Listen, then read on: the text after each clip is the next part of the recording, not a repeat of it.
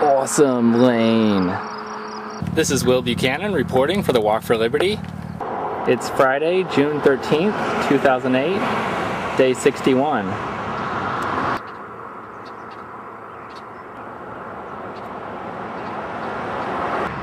Brooke's cousin Sarah drove up today to visit us for a few days on the Walk for Liberty.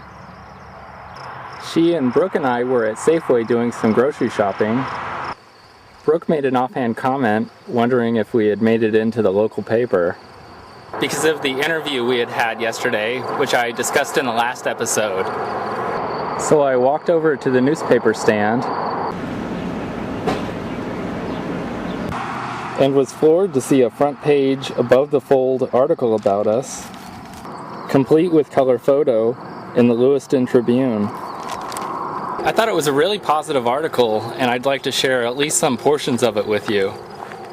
The article is entitled, "Couple Trekking Toward a Free State," and is by Brandon Max. It starts out, Will and Brooke Buchanan are moving to New Hampshire one footstep at a time. They are members of the Free State Project, a national organization of political activists who have agreed to move to New Hampshire. Incidentally, not all of the Free State Project participants consider themselves political.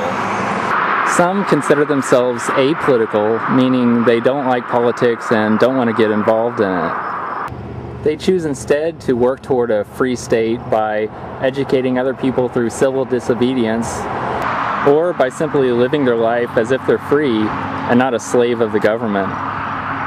So just because you're not interested in politics doesn't mean the Free State Project and moving to New Hampshire for liberty is not for you. All that matters is that you're interested in working toward more freedom and liberty for yourself and for everyone else. And another side note, as far as I know, Brooke hasn't actually signed up as part of the Free State Project. The article continues, like-minded members hope to create a smaller government focused solely on the protection of life, liberty, and the pursuit of happiness. I believe the statement of intent when you sign up for the Free State Project actually says that you pledge to move to New Hampshire and exert the maximum practical effort to create a society where the maximum role of government is to protect life, liberty, and property.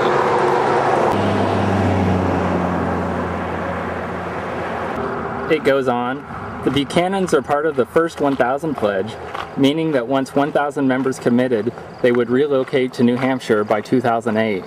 Although I am a Free State Project participant, I wasn't in good conscience able to sign the first 1,000 pledge because I didn't know for certain that I would be able to move to New Hampshire by the end of 2008.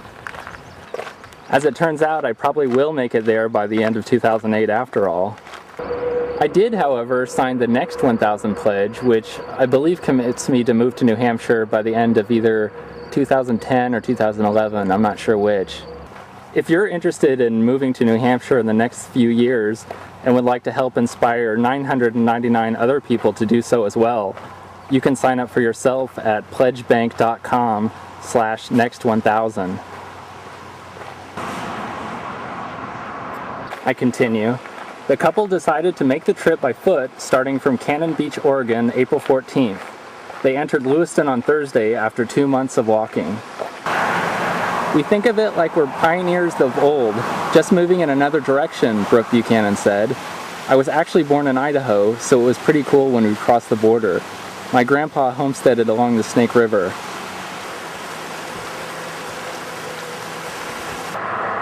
Will Buchanan found out about the Free State Project while searching the website of Walter Williams, an economics professor for George Mason University in Fairfax, Virginia. The first time I heard about the Free State Project, it just really clicked, he said. One thing I think which is kind of funny is that, although I'm pretty sure I did learn about the Free State Project back in 2003 while looking on Walter Williams' website, the reason why I was on Walter Williams' website in the first place was because I was a big Rush Limbaugh listener at the time. Walter Williams often substituted for Rush when he was on vacation, and I found I liked Walter Williams a lot better than I did Rush. So thank you, Rush Limbaugh, for indirectly helping me to find the Free State Project, and then subsequently to walk across America on the Walk for Liberty. So the article then continues a couple pages later.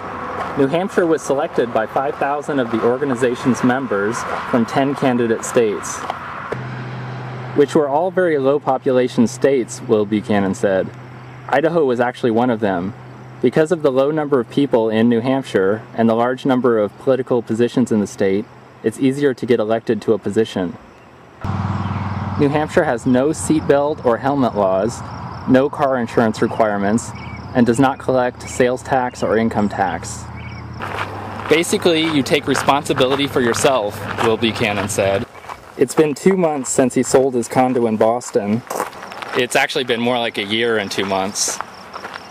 And began the more than 2,500-mile trip to New Hampshire with his wife. And it's also probably closer to about 3,500 miles that we'll be going. We've met so many interesting people, seen so many interesting things, Brooke Buchanan said. 2 days ago, we had snow. Today, it's nice and sunny. The yellow reflective vests they wear on their travels came from a husband and wife-owned store in Hillsboro, Oregon. Thank you again, Nancy and Carl Nelson at pettigreen.com. They loved our story right from the beginning, Will Buchanan said. They wouldn't let us pay and even offered to let us stay in their driveway for a couple days. Will Buchanan's brother, John, is driving the couple's recreational vehicle, accompanied by his girlfriend, who is visiting the United States from Japan. We finish walking one day, and my brother will come and pick us up in the car and take us back to the RV, Will Buchanan said. John's really liberty-oriented as well. He loves road trips and seeing the country, so he was pretty happy about it. The Buchanans mark each location they stop at with 2 global positioning system devices, one of which is a watch strapped to his wrist. In the mornings, they return to the exact location to start their adventures again. When Will Buchanan miscalculated one location, he said he insisted on turning back to cover a third of a mile that he had missed. That was because I had forgotten to start my GPS watch. I've been trying to increase my mileage every day, he said, at about 4% a day. The Buchanans are documenting their cross-country trip with a video camera. He posts each day's footage at, and then he gives the website. I'm a little behind in putting those up, he said, which hopefully my new video camera will help me in correcting. Then he gives a little more information about our current position and another quote about the busy roads. After reaching New Hampshire, she said she hopes to return to teaching the mentally disabled, and Will Buchanan said he plans to be self-employed. He isn't sure, however, if he will run for public office in his new state. I don't know how electable I'd be because I'm not very flexible with my principles, he said. I'd prefer to put it as, I don't want to compromise on my principles. If I were to run, I would certainly sign the small government pledge, which means voting for smaller government on every issue, every time. I also like Julia Miranda's campaign platform of returning whatever salary there is back to the taxpayers. However, I don't even know if I would want to run.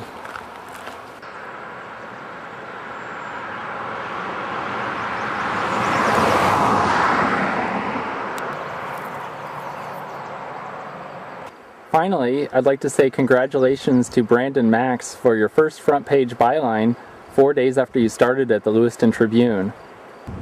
I hope it didn't sound like I was nitpicking your article. I thought it was a great article. I just wanted to clarify some of the parts for my viewers.